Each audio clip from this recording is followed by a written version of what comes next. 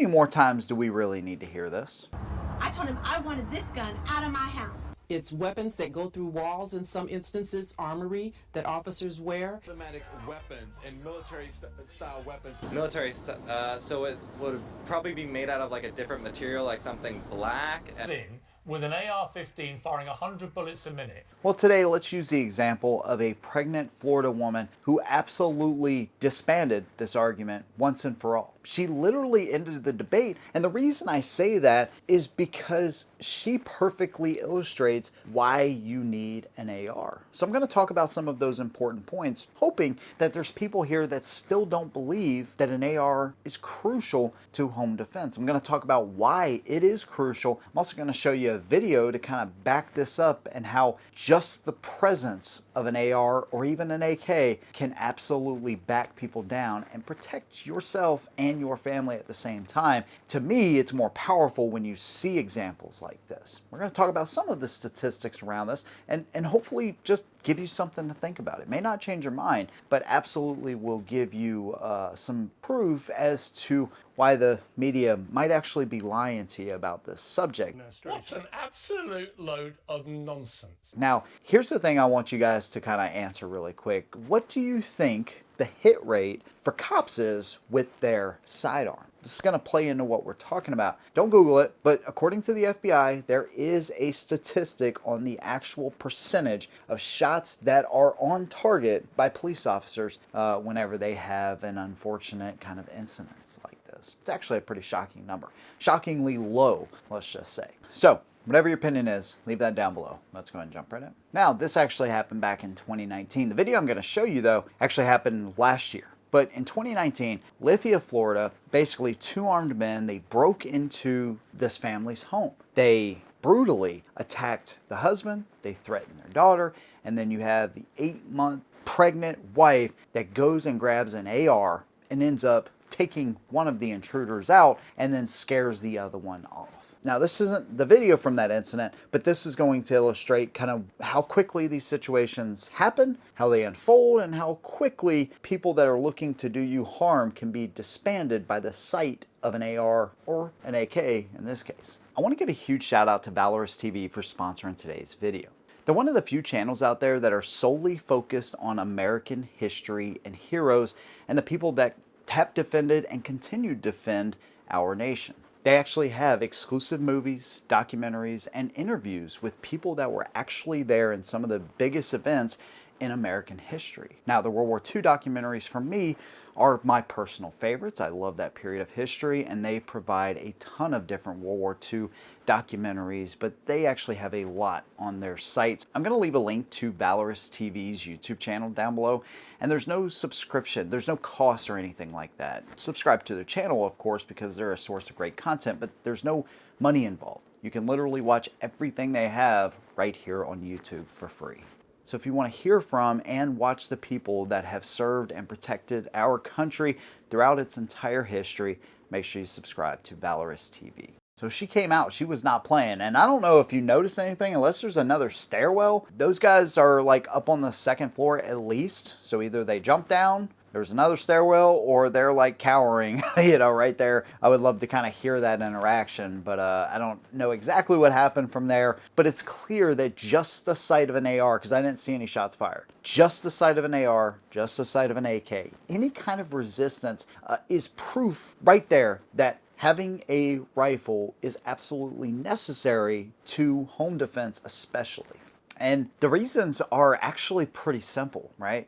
And one of the biggest ones, I think, for the AR, even though there's a lot of rifles out there that I like better than the AR, but one of the things that is undeniable about this platform is how cheaply you can get into one and still have a functional rifle. Now, not all of them are built the same, let's just be honest, but you can go all the way from $400 or $500 on up, okay? But the access is where it's at. Right? Not everybody has money for a $2,000, $3,000, $4,000 rifle, okay? And so this creates less of a barrier for people that are on lower incomes. And this makes the AR and the AK to an extent so good for families that are on a budget that are looking for basically the ultimate home defense tool. Now, some people would say it's a shotgun with double-aught buck. I tend to agree. There's actually been some studies that various platforms have done, some YouTube channels as well. I think Pew Pew Tactical did one. And this is kind of one of the negatives against the AR, or has been for a long time, and I've honestly believed it too, is the over-penetration that you're going to get with 223 and 5.56. That's why I've always said that I think a shotgun with double-aught buck is probably better. It's still a really great option.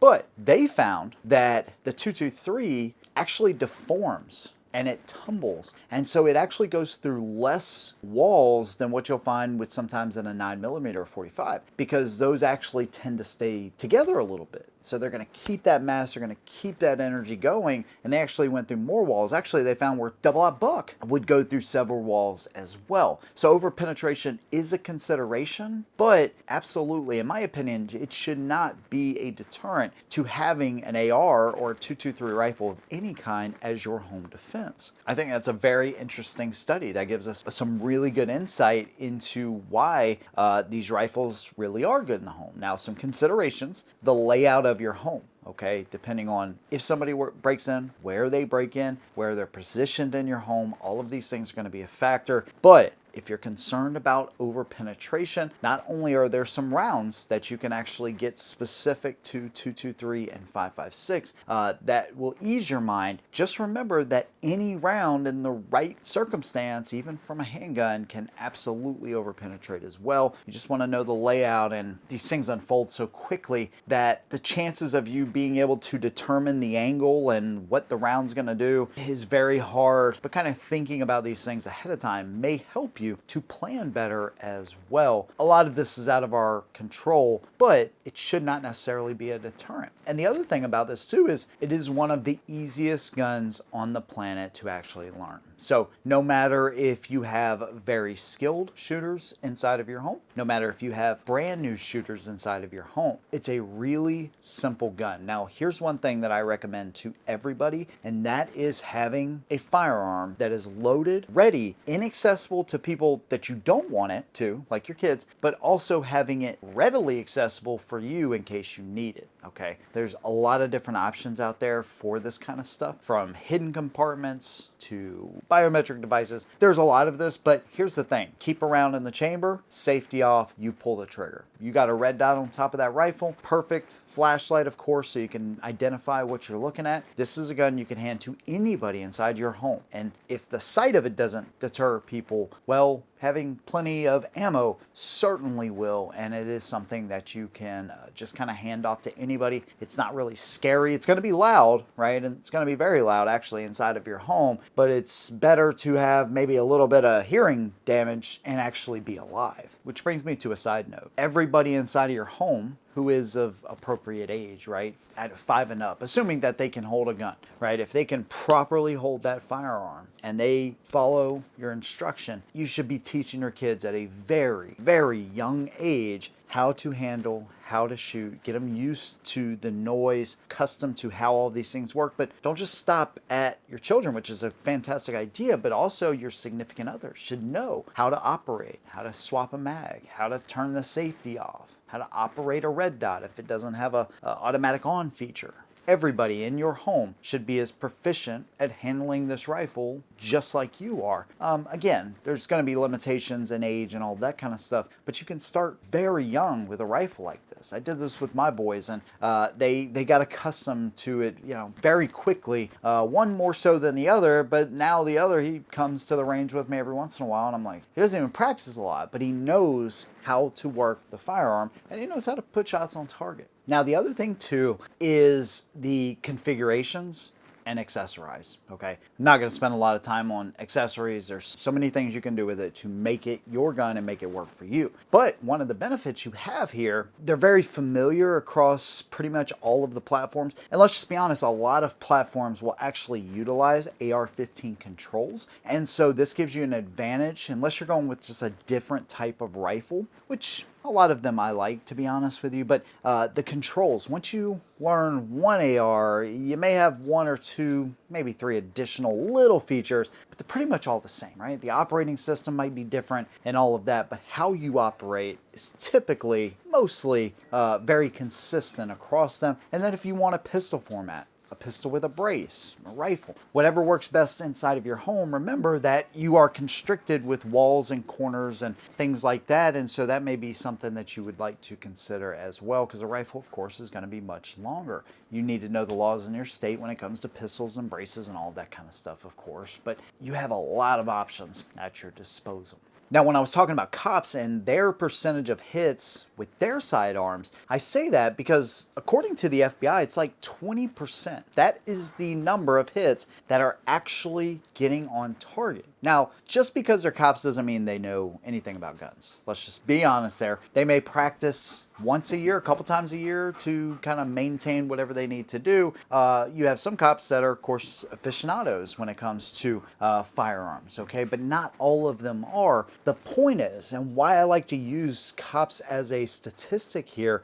because they're involved, and we see it in high stress situations. This is where the difference goes from people that are trained. What you do on the range, right, is fantastic. That's a great way to practice. What you do under stress is totally different. And a handgun is already kind of hard to use, okay? I'm pretty good with the handgun, all right? I can hit my shots. But to tell you that I would rather have a handgun in a stressful situation or a rifle with a stock, a pistol with a brace, yeah, I'm taking the brace pistol or the rifle because I know, right? Under stress, anxiety, blood is pumping, adrenaline is rushing. You want the best possible tool to be able to put shots on target, and a handgun is not it. Not to say they can't save your life, not to say they're not important, but a rifle in this situation is going to be much better. And look, according to the CDC, 500,000 to 3 million people use firearms every single year to save themselves. Well, you may say, well, dude, why don't you ever hear about that? Because that's like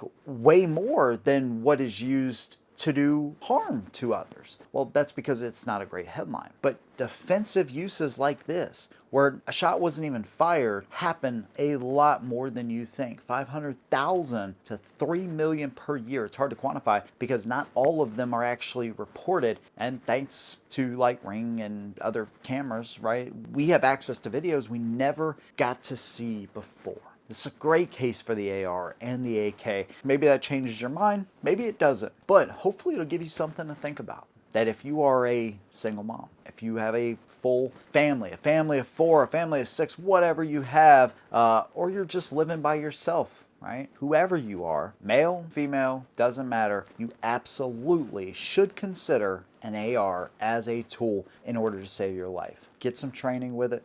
Learn how to use it, and hopefully you never need it. But if you do, you know that it is going to be an equalizer. You may have a big, strong husband that takes care of you. That's fantastic. Talking to ladies here, of course. That's fantastic. But if, like in this case, in Florida, he is taken out of commission, if you will, this is going to still be the great equalizer for everybody. There you go. There's my opinion. I'd love to hear yours. Let me know what you think down below. If you like what I do, consider subscribing. See you in the next one. And as always, hold them down.